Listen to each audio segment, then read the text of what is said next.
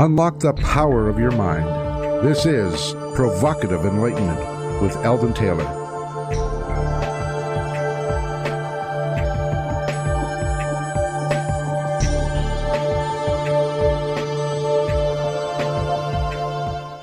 Welcome and thank you for joining us today. The next hour is devoted to learning something more, not just about the world of shoes and ships and sealing wax, but about how, what, and why we believe as we do.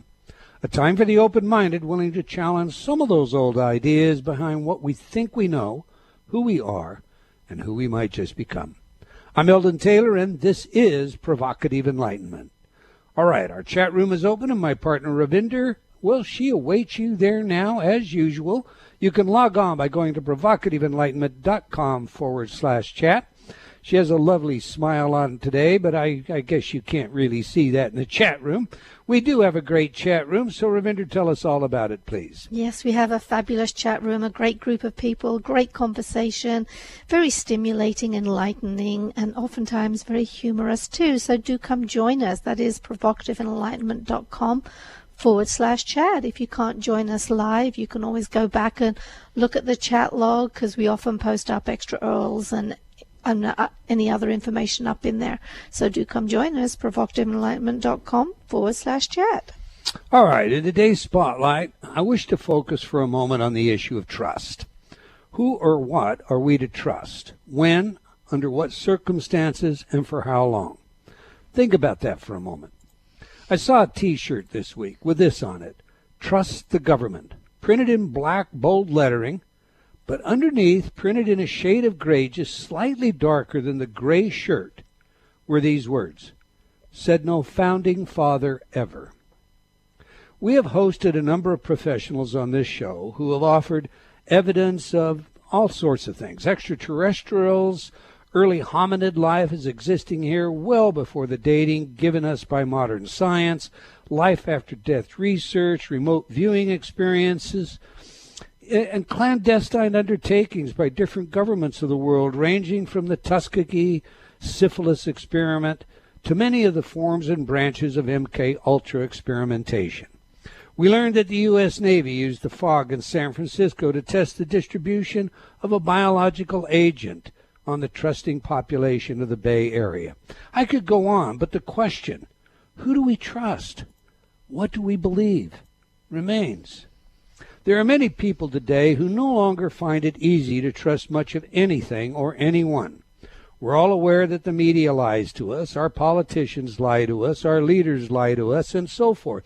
So we assume that everyone lies, and we seem to accept that. We reviewed the studies with Professor Dan Ariely on this show, published in his book, The Honest Truth About Dishonesty. So we know for a fact that everyone lies. But is there a qualitative difference to these lies? The answer here is a resounding yes, of course. There is quite a difference between the person who exaggerates their prowess and someone who makes up stuff like coming under gunfire when no such thing ever occurred. There is also quite a difference between the so-called little white lie and the rapist's deception intended to cause you to let your guard down and trust them. It turns out that the word trust has almost become an introduction to suspicion and perhaps even paranoia. And yet, as Eric Hoffer once said, someone who thinks the world is always cheating him is right. He is missing that wonderful feeling of trust in someone or something. The fact is, we must trust. We cannot distrust everyone all of the time. We need to be able to trust to survive. Societies are built on trust even when not every brick of the foundation is as solid as we'd like it. Frank Crane is credited with this reminder. You may be deceived if you trust too much, but you will live in torment if you don't trust enough. I know that to be true, for when I retired as a detection of deception examiner, I was pretty jaded and paranoid. However, a dear friend of mine was able to convince me that you are better to trust too much than never to trust at all. Today I see trust as something provisionally granted. I will listen to others, but that does not mean I go away believing everything I hear. No, I believe it is incumbent upon all of us to offer a form of provisional trust, guarded by our discerning intellects. That said, When the intellect informs us that we are being deceived, we need to heed its warning despite our sometimes emotional attachments and desires. My thoughts anyway. Your thoughts on this one, Ravinder? Oh, I totally agree. It's better to trust too much than not trust enough. That certainly helps you live a better life. When it comes to politics right now, I don't know that would hold. As you said, the emotions are getting involved. One of the things I'm seeing out there is if you are emotionally inclined towards one candidate, then whatever the other candidate says, you're going to jump down, but you'll ignore the stuff of your own candidate. And it happens in both directions. I think it's really important there to stop and think again. I don't think you can trust anyone in government. Sorry, there's my own jadedness going on there. Well, I don't know about But stopping and thinking again about what's being said, I think will certainly help you make a more informed decision. And then, I think we also should think about the domains, the areas where we're talking about trust. It's one thing to extend trust where there's no danger, but our guest today may qualify that somewhat, okay? All right, every week I read some of your letters as our way of involving you while paying respect to the very important role you play in making this show successful. Last week our guest was Dr. Nick Martin, and we discussed his books on ego therapy. Mark wrote, the problem with the word ego is that it is a word originated by Freud to mean a particular thing. Since then, it has come to mean anything anyone wants it to mean. Amen to that. Judy commented, I always cringe when someone says edging God out instead of ego. I love the idea of ego being another form of energy. Richard wrote, I'm not just connecting to real solid concept here. Energy, what? Does this jibe with any kind of brain science? Doesn't make sense to me on a rational basis. Ego, what energy? All right, moving on. Christian wrote, I've been playing InterTalk programs in my office while seeing my patients for the past 10 years with amazing results. They have a profound transformative effect on listeners. Jennifer wrote, if you want a great read and you want to challenge what you believe, read What If by Eldon Taylor. It is the best, the hardest, and the most difficult book I have read, and I love it. Well, now, I guess I like that too, don't you? And Smile wrote, I so admire Dr. Eldon Taylor, first of all, and likewise admire his courage for daring to expose what is going on and being done to us. His book, Gotcha, an eye-opener. It is interesting to me that as I recommend this book to others, the most common response is, oh, I don't want to read that kind of thing. It's too scary. Is it any less scary to know we are being manipulated, programmed, and controlled without our awareness? The only way we can avoid and overcome this kind of mental manipulation, commercial manipulation, is to recognize how it is being done and be able to think for ourselves. All this book is really about is rediscovering just that, how to think for ourselves again, how to recognize the priming, the games, the subtle manipulations for what they are, and then think for ourselves. That is the one true freedom we all possess. But when we choose ignorance, we choose blindness as well, deafness as well, and slavery as well at some level. And dare I point out that this attitude is exactly what the puppet masters would rule us, control us, and manipulate us, would have us adopt to subvert our own freedom. Don't believe me? Read this book. Wake up and think for yourself. Realize what is going on around you and being done to you. It isn't half as scary as ignorance. Now, I don't know about you, Ravinder, but we need this guy to promote our material. That's a great book review. Definitely. All right, that's all the time we're going to take for letters today, but I do invite you to opine by sending your comments to Eldon, that's ELDON, at eldontaylor.com, or by joining me on Facebook. And I want to thank all of you for your letters and comments. We truly do appreciate your feedback and support. Now to this week's show, Dangerous Instincts, How Gut Feelings Betray Us, with our special guest, Dr. Mary Ellen O'Toole. When I say special guest, I mean truly special guest. So let me tell you a little about her. Mary Ellen O'Toole, Ph.D., has spent her career studying the criminal mind.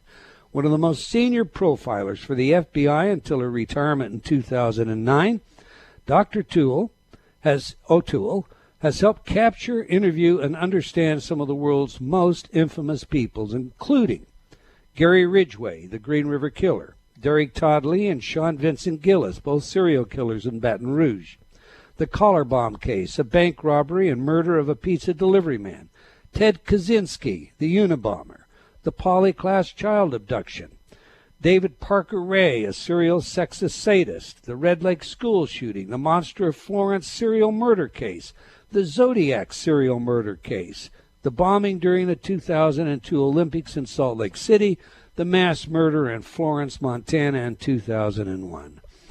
Dr. O'Toole also worked the Elizabeth Smart and Natalie Holloway disappearances, the Columbine shootings, and many other high-profile cases. Her law enforcement career spanned 32 years, beginning in the San Francisco District Attorney's Office when she was a criminal investigator. Dr. O'Toole worked as an FBI agent for 28 years, spending more than half of her bureau career in the organization's prestigious Behavioral Analysis Unit, the very unit that is the focus of the hit crime series Criminal Minds. Dr. O'Toole is an internationally recognized forensic behavioral consultant who regularly works with corporations, government agencies, law enforcement, education institutions, mental health, and the media. She specializes in the recognition and assessment of concerning, troubling, and dangerous behaviors that, if unaddressed, can have a wide range of serious consequences, from loss of business and revenue to loss of lives. She is the director of the Forensic Science Program at George Mason University in Fairfax, Virginia. This is one of the most elite forensic science programs in the United States, which provides both graduate and undergraduate degrees in forensic science. She directs a faculty of experts in a wide range of sciences, including DNA, crime scene investigation, forensic chemistry and biology, forensic facial reconstruction, forensic anthropology, and crime scene behavior.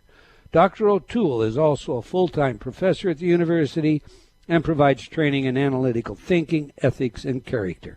And you know, I could go on for quite a bit more with her credentials. So on that, let's get her in here. Welcome to Provocative Enlightenment, Dr. Mary Ellen O'Toole. Thank you very much. Very much looking forward to this show with you for more than one reason, but I'll get to that in a minute. Let's begin by having you tell us a bit more about yourself. How and why did you become a profiler?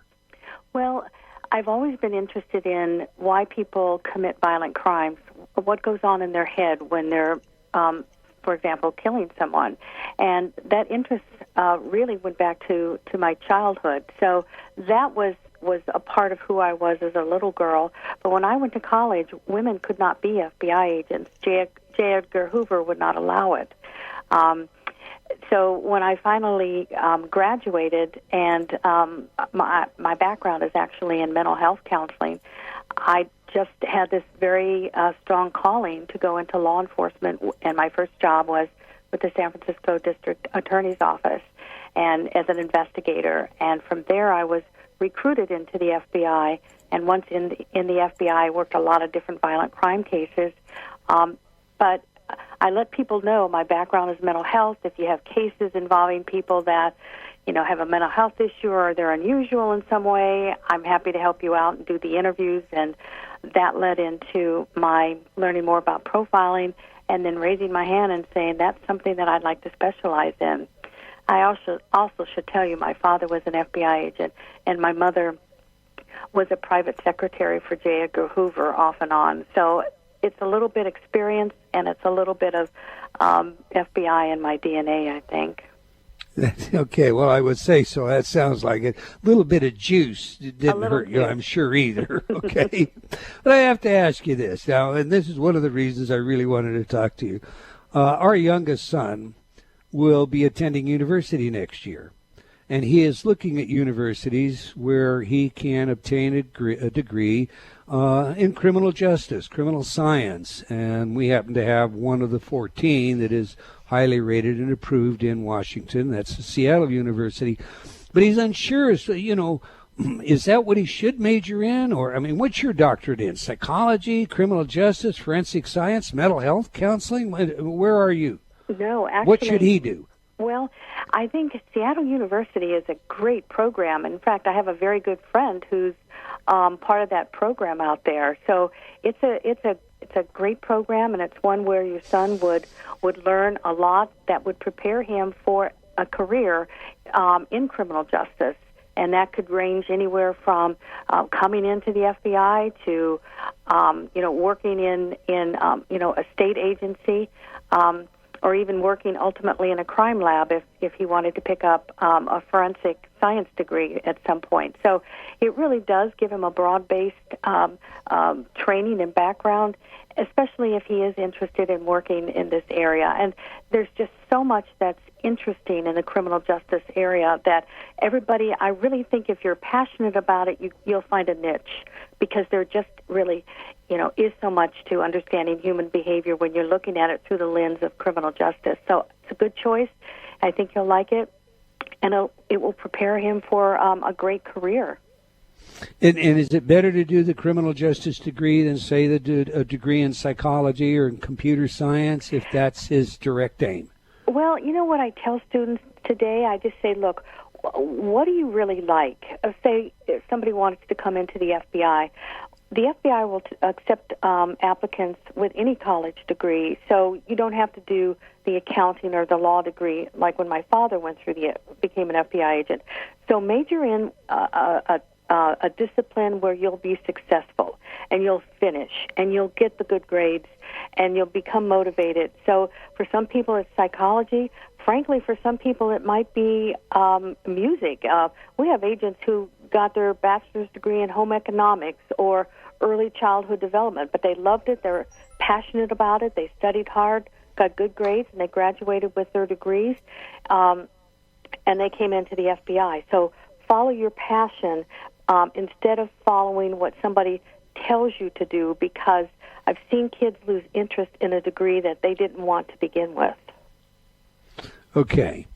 I guess I'll leave it there. Let's talk about your book.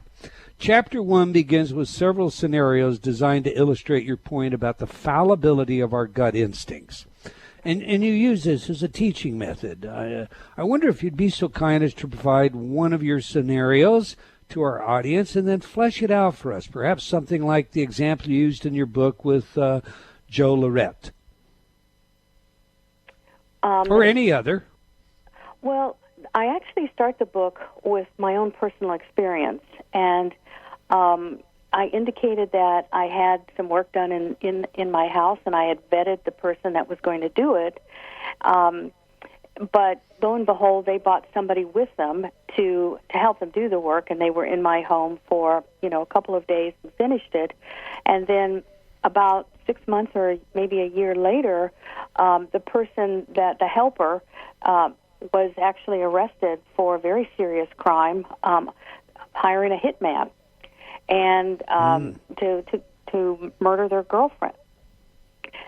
So I found that shocking, because when he was in my home, he was actually polite, nice, quiet, didn't cause any trouble. There was no evidence of any behavioral issues, and yet when he was on his own time and engaged in his own life, he's hiring a hitman. And, that really drove home to me the message that, physically assessing someone in terms of their dangerousness doesn't work. You really have to do a much more thorough job of really sizing somebody up. And I had sized up the main person, and I think did a good job on that, but not on his helper. And it just goes to show even somebody with my experience can find themselves in that kind of a situation. I like what you say. I'm just going to tell our audience that everybody should read this book, and then you should pass it on to everybody that you love or care about, because there's some incredible information here that would do well for all of us to understand. But tell us why you think luck, intuition, and instincts are dangerous. I say that because people will use the phrase, my gut tells me that this person is safe, or my gut tells me that, I'm going to hire this person, they're the best applicant. We do not have internal barometers that we're born with that help us make good decisions versus bad decisions. That simply does not exist. And even if it did exist, this internal barometer of good decision making, we're all not created equal. So we wouldn't all have an equally good barometer. And there are some days when we're off because we don't feel good, or we just had a death in the family, or somebody, we broke up with our spouse or a loved one. So there are so many circumstances that can affect our ability to make good decisions on a daily basis, even if you did believe that you had a gut instinct. And our gut instinct, usually when you talk to people about making decisions based on their gut, they will tell you very superficial reasons for why they made the decision that they did. And if they have no experience in the area where they're making the decision, they're really just throwing the dice. So I'll give you an example. I worked with a lot of victims, and if they survived and I had the opportunity to interview them, I would often ask them, why did you get into that car? Or why did you bring that man into your home and introduce him to the children? And they'll say, well, my gut tells me he was a good guy and he wasn't going to hurt anybody, and he had a good job, and he had a nice car, and he was nice to me. Those are not indicative of anything. In fact, there are some people in this world who are so smooth and so charming, they can hide behind that nice, good job, nice clothes veneer, but behind that can be actually a pretty dangerous individual. So when it came down to it, what I was hearing my victims tell me is that they were basing their decisions on very superficial indicators for threatening individuals or even dangerous individuals.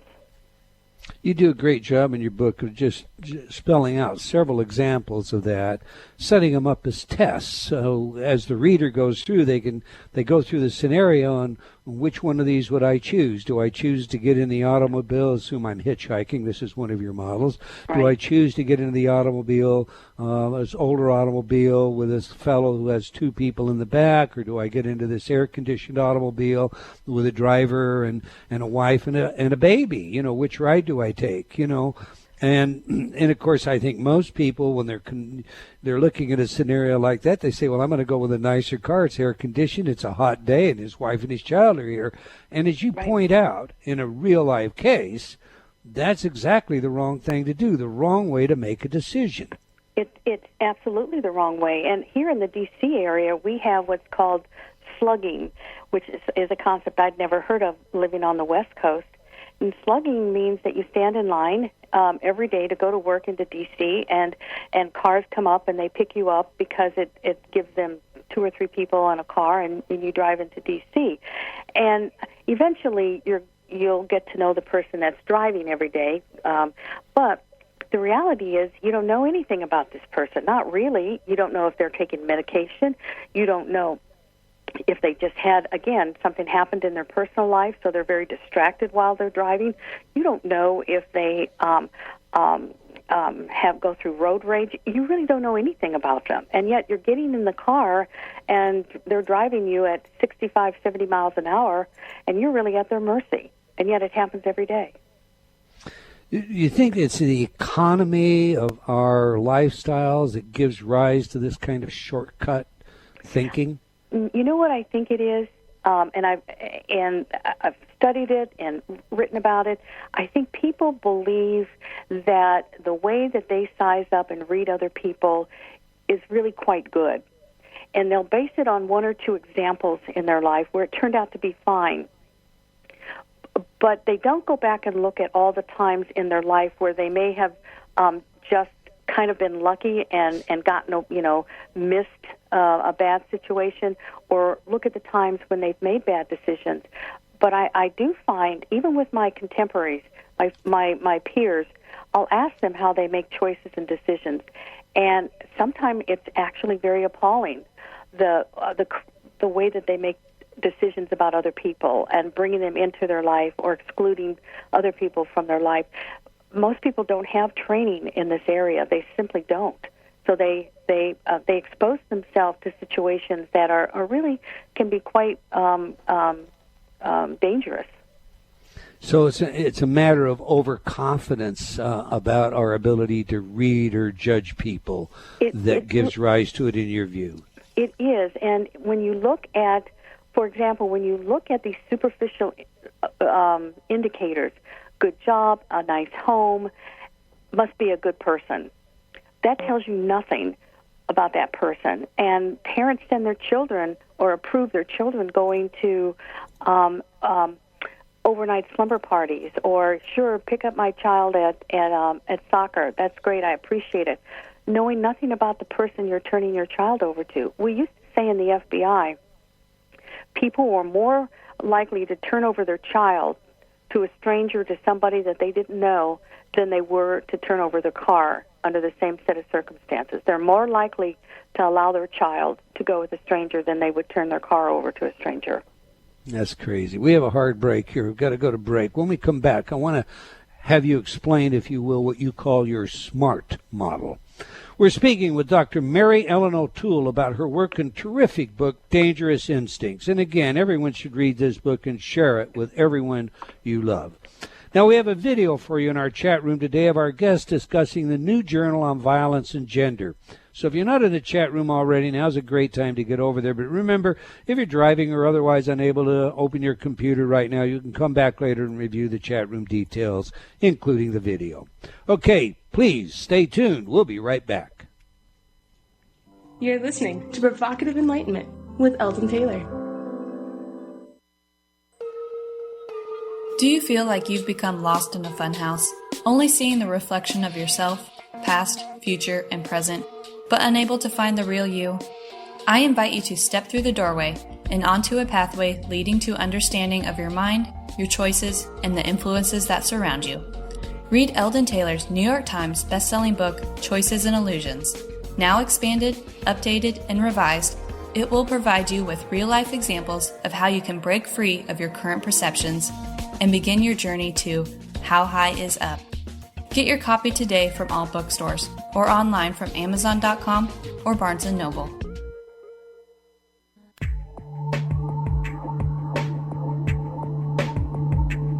Unlock the power of your mind. This is Provocative Enlightenment with Eldon Taylor.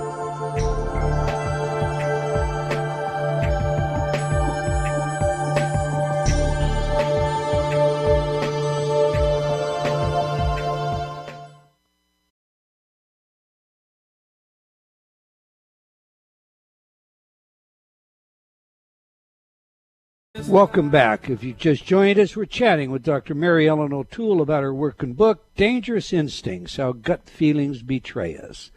Now, we ask our guests for their favorite music that has some genuine significance to them. Music psychology is not just a new hobby of mine. It's a field of research with practical relevance in many areas, including investigations of human aptitude, skill, intelligence, creativity, personality, and, of course, social behavior.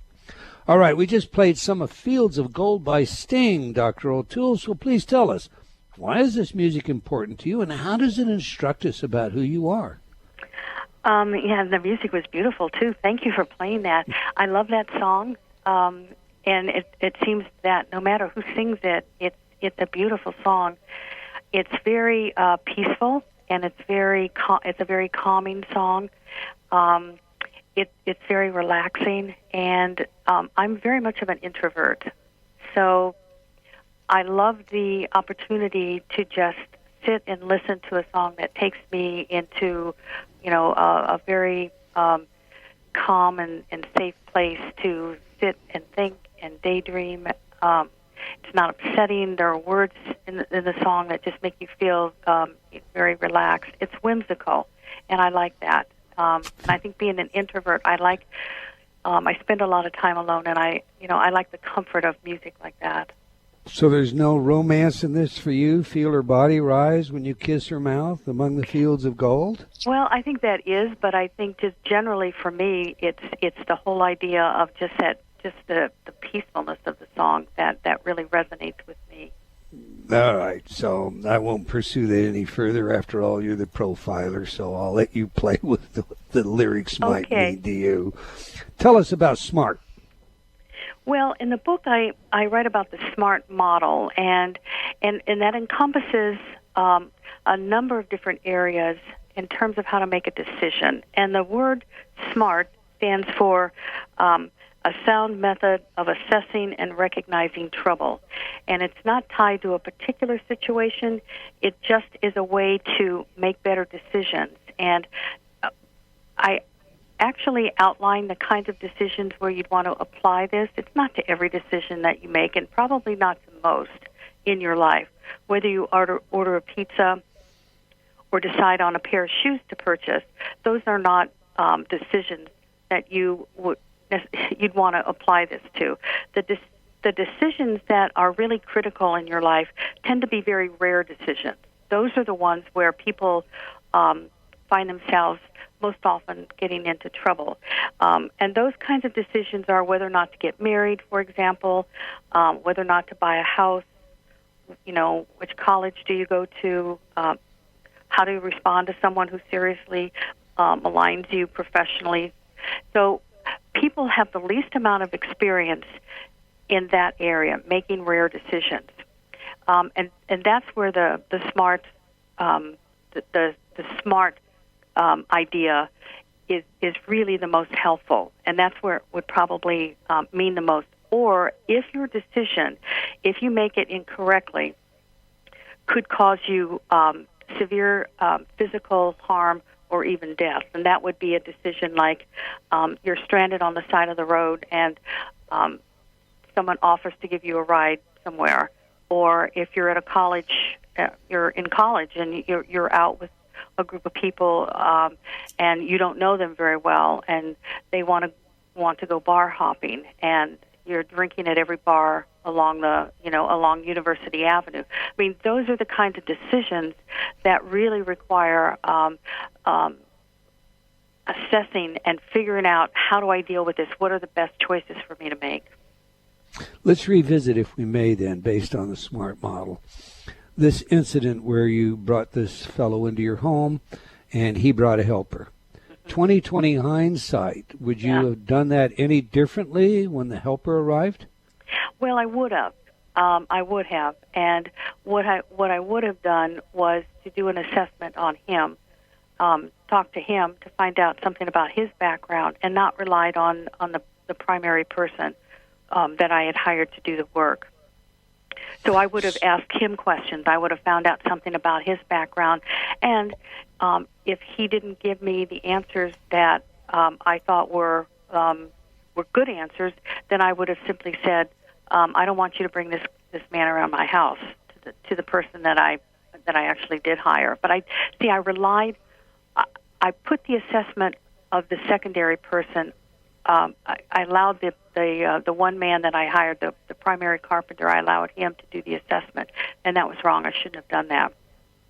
Okay, so now a lot of people will hesitate right there, because the minute you tell your primary person, I don't want you to bring the secondary person in, because you suspect the secondary person. If the secondary person is indeed dangerous, doesn't that perhaps present the possibility that they're even more dangerous to you? I mean, isn't that how many people will think about that? You mean that they will not like your attitude and come back and hurt you? Right. In other words, the average person, I think, will balk at doing that, even if their better sense says so, because of the fear of reprisal. And I've heard that a lot. People will say, well, I don't want him to come back and hurt me. So here's your option. Your option is you're uncomfortable with this man. We'll call him Tom. You're uncomfortable with Tom. Now, do you really think you have two choices? Allow this uncomfortable man in your home and exposing him to all of your family members and to your valuables and your comfort zone, or option number two is to politely explain that you just want to go with the one worker, or your budget did not allow for two workers, or to design some kind of a scenario where you can politely explain that having him inside your home is just not going to work this time. So you're presented with two not very comfortable options at that point. And so right. Are you really going to default to the one where you say, I just don't have enough courage to tell this person I don't want them in my home, but in a very polite and gracious way? Are you just going to let them inside your home? That's not a good decision whatsoever to do that. Right. Okay, so what are the typical red flags that most people miss when they're making their evaluations? One of the worst indicators that you have to be aware of is, are you making an emotional decision? Is it based on, I really want this done fast, I really want this house, I love this house, I love this man, he's just everything I've been waiting for. If you tend to be a person who makes quick decisions and very emotional decisions, you need to slow down, because that tendency is going to create problems for you. That's number one. Are you making decisions without very much hard or real data? That's another problem that people have. They will not spend the time to develop more information to decide, now, okay, I've got all this information, what do I want to do? Or people who make decisions on, again, what I call very superficial criteria. For example, they live next door to me, he has a nice job, she has a good job, their yard is well maintained. There's no research in the world that will tie those kinds of characteristics to whether or not somebody is violent, abuses drugs, abuses animals, children, or whatever. So if you find yourself making decisions that could cost you dearly, and you're making them on superficial indicators, you really need to stand back and say, okay, so what is it that I want to evaluate somebody on? Okay, so let's do this. Now, I think it's easy for our audience to think of the kinds of things that you should be, seriously concerned about if you're marrying someone. But buying a house? I mean, what is it I'm supposed to evaluate when it comes to buying a house, other than the price and the mortgage and maybe the neighborhood? Well, I'll tell you. Oftentimes, people will they fall in love with a house, and they will not get. They're getting a good deal, and so they will waive things like the having someone come in and do the kind of the assessment on the house, to indicate, tell you whether or not you have any problems, because you want to grab it before somebody else grabs it. So you say, I don't need that, and then you own the house, and then all of a sudden, all of these problems start to develop, that now you're in a position that you have to pay for. Or another very common one is that people will look at the neighborhood and they'll say, this neighborhood looks pretty nice. The homes are well maintained, but they know nothing about their next door neighbor that they're going to move into and possibly live next door to for 20 years. They don't know if this neighbor is someone that is threatening, someone that just watches them all the time and looks for the first opportunity to make a complaint about how you cut your grass or the color that you paint your house, or you don't know any information. This is the big one. People know nothing about a homeowners association and how it's run in a particular neighborhood, and until it's too late, they move in and they find out that the neighbors hate each other. And in one instance, the man told me that at their homeowners meetings, they had to hire off-duty police officers to come to the HOA meetings because the members of the HOA hated each other so much they were fearful of violence, and people often don't dig into those kinds of that kind of information about the house or the neighborhood. So the real point here of dangerous instincts, what I wanted to get to, is that this isn't just about keeping yourself safe from like the standpoint of, I'm going to be attacked, assaulted, robbed, raped, or something of that nature. This is about protecting my assets, my treasures of all sorts and forms, including my peace of mind. Right. Okay. I loved your book. I mean, I hope you understand that. I hope our audience understands that. But I want to talk to you about some of the cases that you've handled and some of the other things that you've done with the Bureau, because, they're kind of the, what shall we say, the exciting things. So who's the most dangerous offender you ever interviewed? And please share what this experience was like for you. I think the most dangerous person that I've ever interviewed is was on death row, and he murdered a number of young teenage women, and in a very sadistic way, a very cruel way, probably the cruelest person that I've met. He was also extremely smart, and actually had quite a high IQ. And the reason that I say he was probably the most dangerous is because of his personality makeup and his sexual deviancy, and the combination of those two caused him to probably be the most sadistic serial killer that I'd ever met.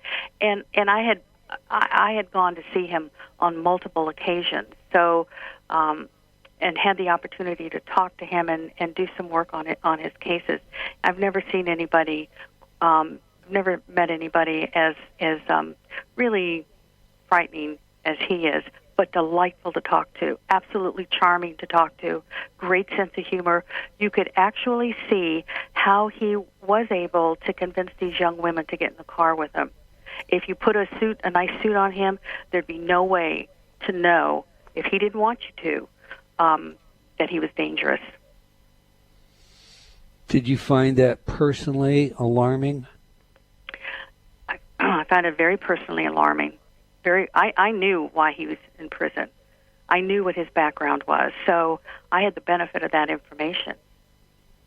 But somebody else who just met him in a restaurant or at a church function or at some other function and started to talk to him, he would come across in a very positive way, in a very charming way, in a very non-threatening way.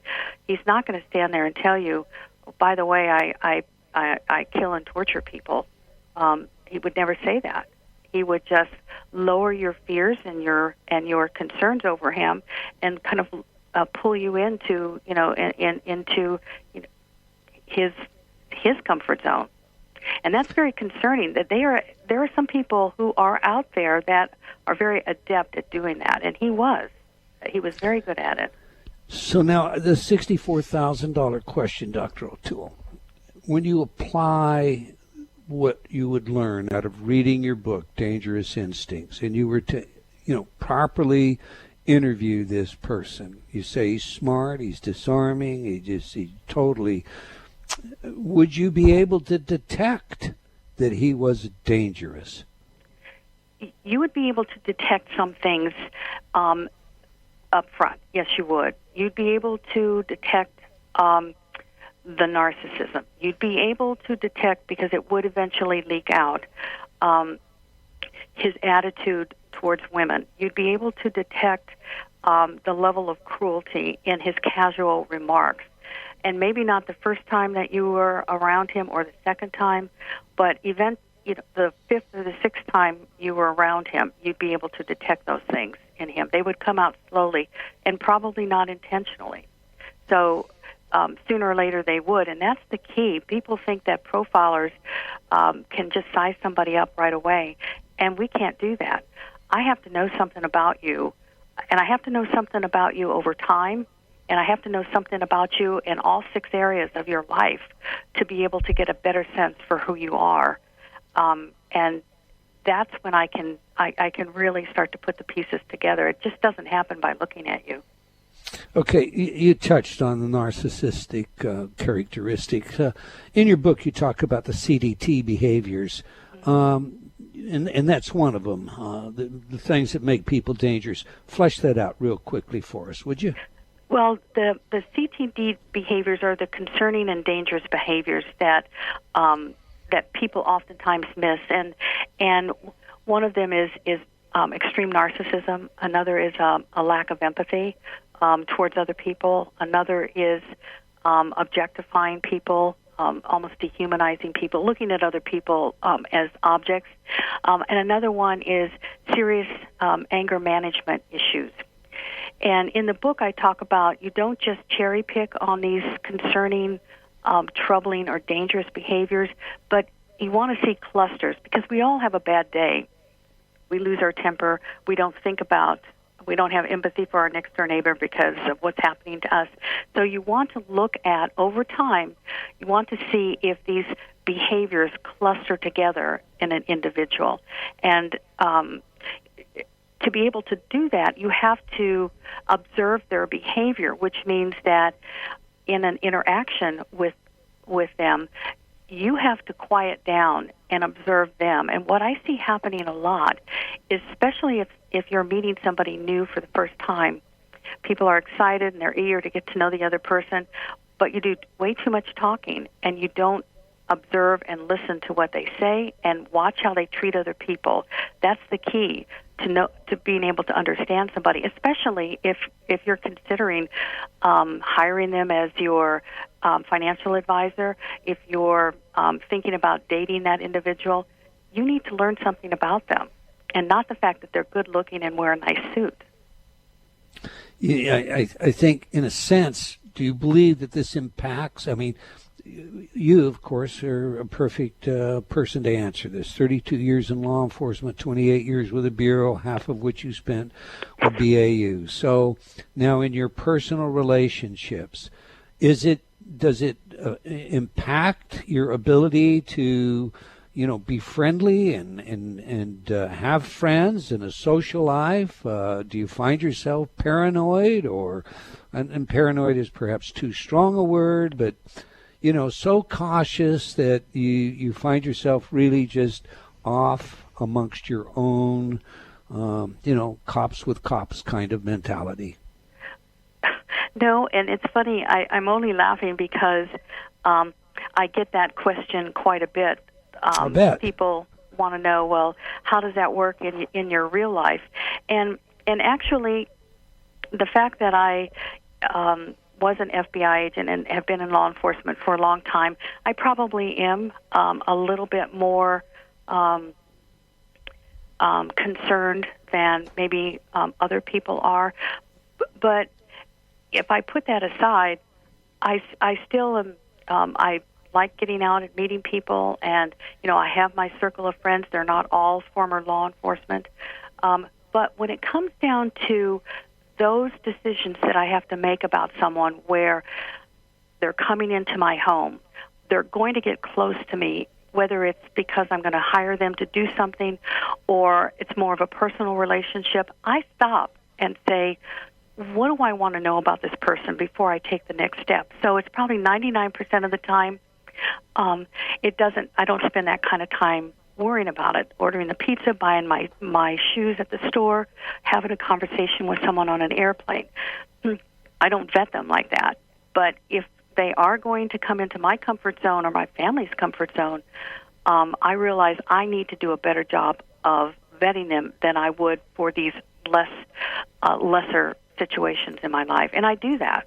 I spend the time doing it. And if I come to a point where I can't get any more information about someone, it's just not there, it's just not available, or they're not giving me any information, they're not kind of giving me any insights into themselves, I've made plenty of decisions to walk away from people. I just don't want to take the chance.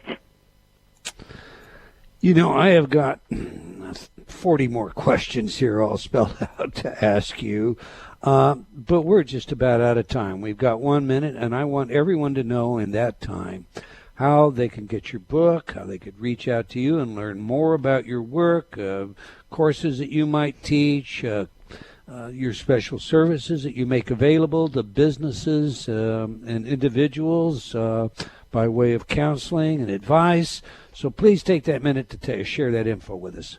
Oh, that's very kind of you. Thank you for the opportunity. If people can get my book online at Amazon, Barnes & Noble.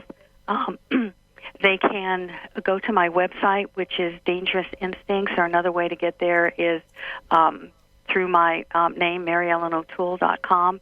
And on the website, you'll read more about my background and what I do, and the kinds of cases that I've worked.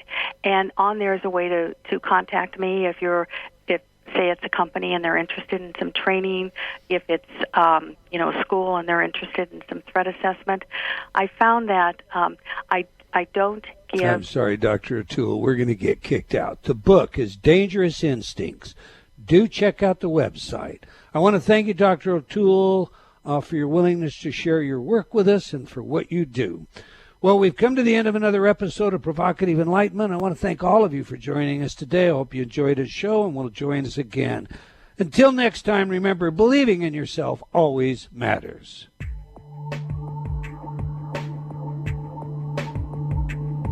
Provocative Enlightenment has been brought to you by Progressive Awareness Research and other sponsors. Provocative Enlightenment is a syndicated show and appears on other networks. For a schedule of show times, visit provocativeenlightenment.com. If you're interested in becoming a sponsor, write to Eldon at eldontaylor.com.